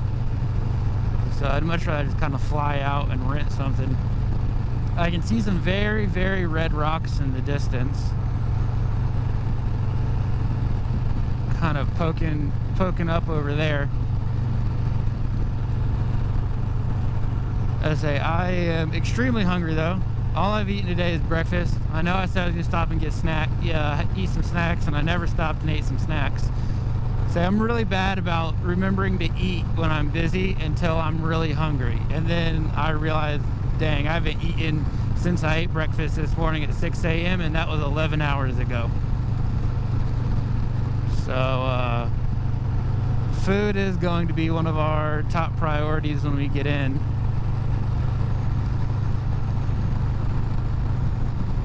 So, yeah.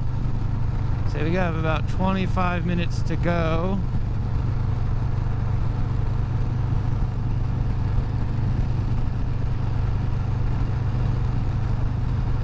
So I do think I want to try and go to Arches National Park today. See some of that. There's just 2 lonely cows over here, all by themselves. Looks like a calf, and that's definitely not his mother. It's not big enough for that. Just 2 baby cows.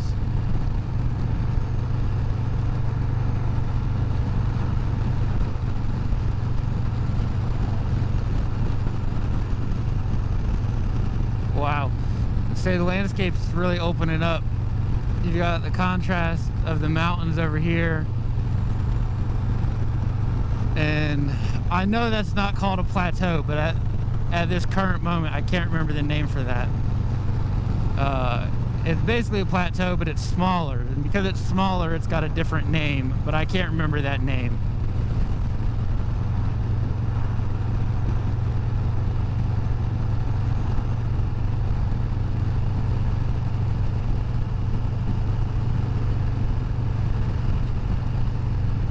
It's just so crazy seeing all this in person. You know, you learn about it in school for all these years, and you see it in all these old Western movies, and here it is. And I think Monument Valley tomorrow is going to be even more surreal in that way, because Monument Valley is used in tons of old Western films. Even the original Cars movie, the animated Disney movie, takes place in Monument Valley. So it's going to be very surreal seeing that. I saw the little airport symbol on my maps, but this is not what I was expecting when I saw airport. So this is a tiny airport. Looks like it's mostly for private aircraft.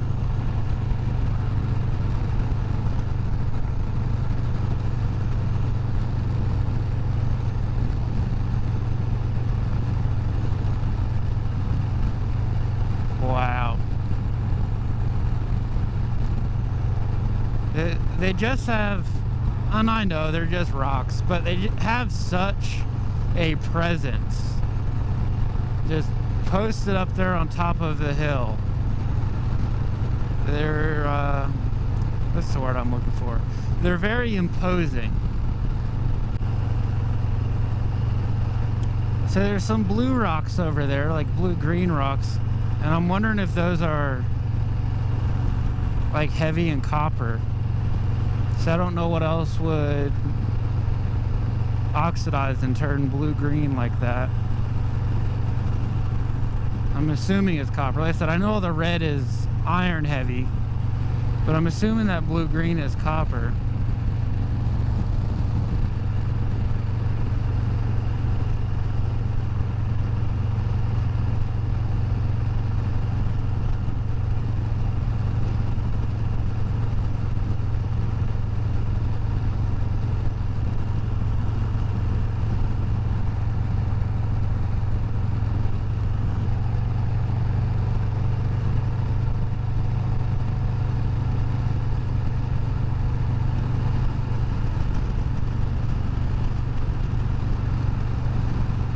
Starting to see some remnants of a small, I guess not remnants, but some makings of a small town. Let's say we are 12 miles from downtown Moab.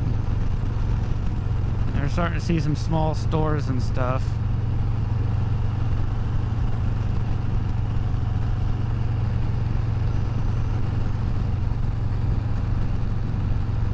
So there really is not much out here though, other than roads and rocks.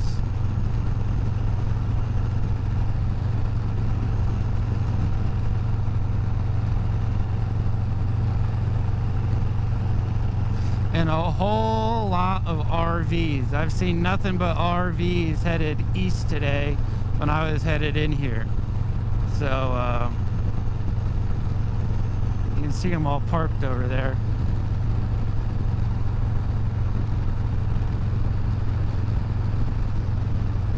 There's kind of a weird thing that happens out here is that the roads are so long and so flat and so straight, it kind of doesn't seem like you're making any progress.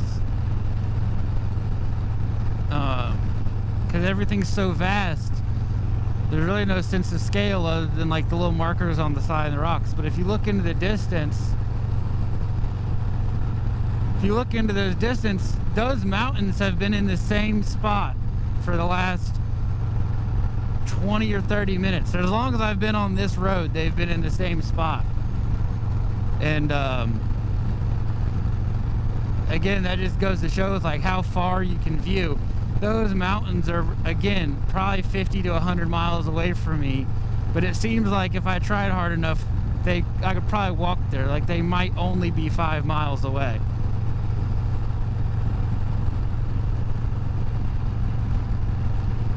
Wow, now we're getting into it. Look at the deep, deep red color of these rocks. They're impressive from afar, but up close, they are a different beast. Holy crap. Wow.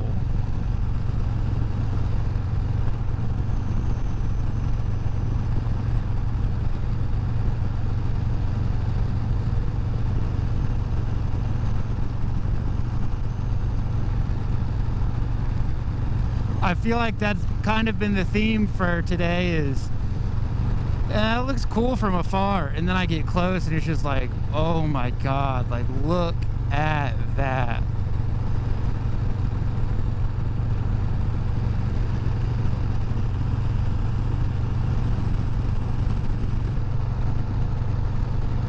Wow.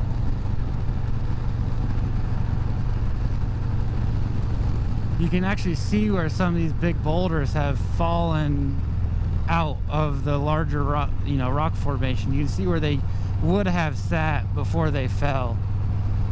Oh my gosh. I'm just awestruck. Oh. It's like it's out of a movie, honestly.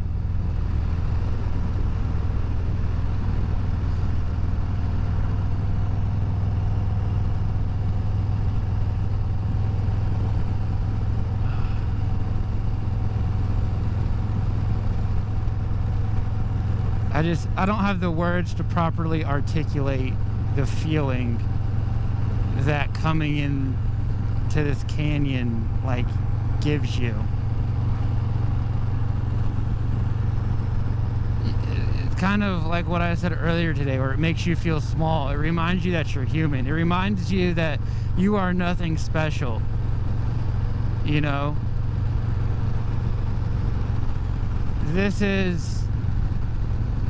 This is the gravel of a sandbox or a play area to an ant. That's what this is right now. I am the ant, and this is the play pit in the school playground. And these rocks are the gravel. Like we are nothing. We are so small. We are so tiny.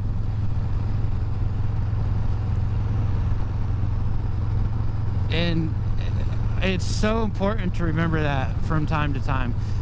Honestly, it'd be great if everyone could remember that all the time. That we are an insignificant to the function of the universe in the grand scheme of things. We are very important in our day-to-day lives. The people we connect directly with, and even globally to some degree, every individual is important because every individual produces something. But in the grand scheme of things, we are nothing, and that is such an important and valuable thing to understand. I am nothing in the way that everyone I know is nothing, and in the way that everyone else in these driving through here in their cars, thinking they're the main character, is absolutely nothing. I know I'm rambling, and I've hit that point like 4 or 5 times today probably, but we are so insignificant. And I wish more people would not only understand it, but accept the fact that we are insignificant. If everyone understood and accepted how insignificant they truly were, humanity would be better off for it. They really would. My whole life I've always told myself I want to be rich, but I am incredibly thankful to be in a position to be afforded the lifestyle I have. And by all metrics of what's important, I think I'm rich. I've got family and friends that love me, a woman that would do anything for me, and that lets me go on these crazy trips even though I know she's at home terrified for my well-being. I'm rich. Yeah, I still gotta work a 9 to 5, and yeah, I got laid off a couple weeks ago, but I'm rich. I'm rich in all the ways that are important, and the older I get, the more I realize that being rich through monetary value is I don't think that's the kind of rich I want to be. The only thing money is useful for to me is to provide me experiences like this, which make me more rich internally and in my soul. And I'm just so grateful that I've been able to procure this kind of life. I say there are a lot of things that statistically I shouldn't be that I am, just from childhood upbringing and things of that nature. I shouldn't be any part of what I am today, and I'm so thankful that I had the right people in my life to help me become the man I am.